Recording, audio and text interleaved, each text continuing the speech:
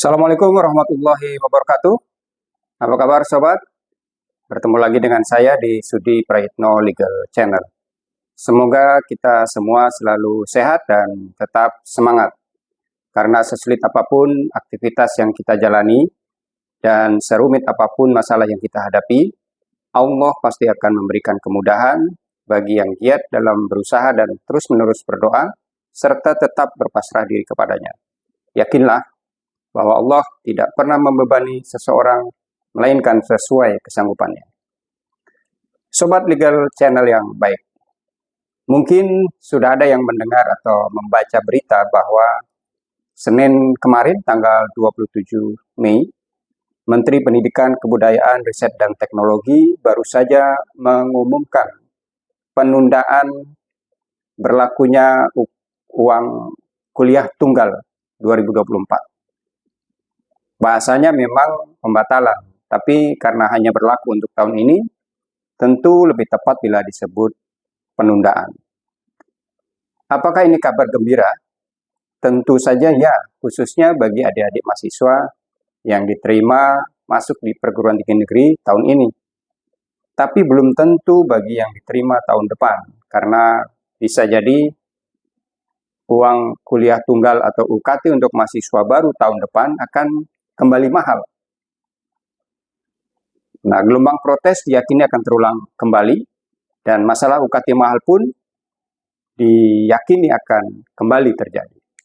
Sobat sekalian, mahal atau tidaknya UKT di perguruan tinggi negeri bagi mahasiswa baru sebenarnya sangat tergantung pada masing-masing perguruan tinggi negeri yang berstatus sebagai badan hukum, seperti misalnya ITB, kemudian IPB, UGM, UI, UNAIR, UNPAD, UNAN, dan Universitas Brawijaya. Karena Menteri Pendidikan, Kebudayaan, Riset, dan Teknologi kedudukannya hanya sebagai tempat untuk berkonsultasi saja, sedangkan yang memutuskan tetap pimpinan masing-masing perguruan tinggi negeri. Jadi, penundaan UKT 2024 sebenarnya bukan keputusan menteri, melainkan atas kesepakatan para pimpinan perguruan tinggi negeri untuk menunda pemberlakuan UKT tersebut. Artinya, besarnya UKT adalah kewenangan pimpinan perguruan tinggi negeri yang berbadan hukum untuk menentukannya. Mau memungut berapa terserah masing-masing perguruan tinggi negeri. Hal ini sesuai dengan Peraturan Menteri Pendidikan, Kebudayaan, Riset, dan Teknologi Nomor 2 Tahun 2024 yang di samping memberi kewenangan kepada pimpinan perguruan tinggi negeri untuk menentukan besaran UKT per semester, Peraturan Menteri ini juga tidak membatasi berapa UKT paling banyak yang boleh ditetapkan oleh masing-masing perguruan tinggi negeri. Demikian pula halnya dengan Undang-Undang Nomor 12 Tahun 2012 tentang pendidikan tinggi, yang merupakan aturan induk dari Peraturan Menteri Pendidikan, Kebudayaan, Riset, dan Teknologi ini. Undang-undang ini berisi antara lain hak perguruan tinggi negeri untuk memungut biaya pendidikan dari mahasiswa. Ini adalah konsekuensi perguruan tinggi negeri yang berubah statusnya menjadi badan hukum, yang diberikan otonomi untuk mencari uang sendiri. Tapi undang-undang ini tidak menentukan batasan nilai UKT tertinggi yang boleh dipungut oleh perguruan tinggi negeri. Nah, sobat, inilah sebenarnya akar masalah yang menyebabkan terjadinya booming atau ledakan UKT mahal tempo hari, yaitu tidak adanya ketentuan baik dalam Undang-Undang Nomor 12 Tahun 2012 maupun dalam Peraturan Menteri Pendidikan, Kebudayaan, Riset, dan Teknologi Nomor 2 Tahun 2024 yang membatasi besarnya UKT yang boleh dipungut dari mahasiswa oleh setiap perguruan tinggi negeri.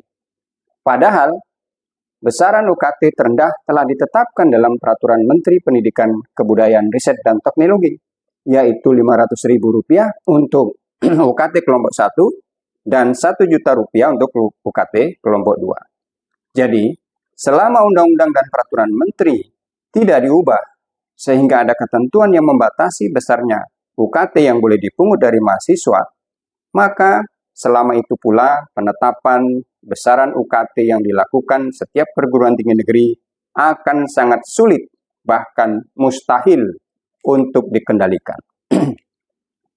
Oleh karena itu, sobat, langkah menunda kenaikan UKT menurut saya tidak akan menyelesaikan masalah.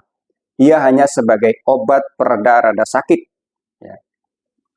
Obat pereda rasa sakit alias hanya bersifat provisional, sementara. Masyarakat butuh obat yang menyembuhkan. Masyarakat butuh solusi yang menyelesaikan. Nah, pilihannya hanya satu, yakni mengubah Undang-Undang Nomor 12 Tahun 2012 dengan memberi kewenangan kepada Menteri Pendidikan, Kebudayaan, Riset, dan Teknologi untuk membatasi besaran UKT maksimal yang boleh dipungut oleh perguruan tinggi negeri yang sudah berbadan hukum. Kemudian mengubah Peraturan Menteri Pendidikan, Kebudayaan, Riset, dan Teknologi Nomor 2 Tahun 2024 dengan mencantumkan besaran UKT maksimal atau paling banyak yang boleh dipungut dari mahasiswa, sehingga konsekuensinya masing-masing perguruan tinggi negeri boleh menetapkan berapapun UKT yang dipungut, tapi tidak boleh melebihi batas maksimal yang diatur dalam peraturan menteri. Pertanyaannya, berapa batas maksimal UKT yang akan ditetapkan? Misalnya dalam peraturan menteri nomor 2 tahun 2024 tersebut, tentu harus didasarkan pada pertimbangan yang rasional.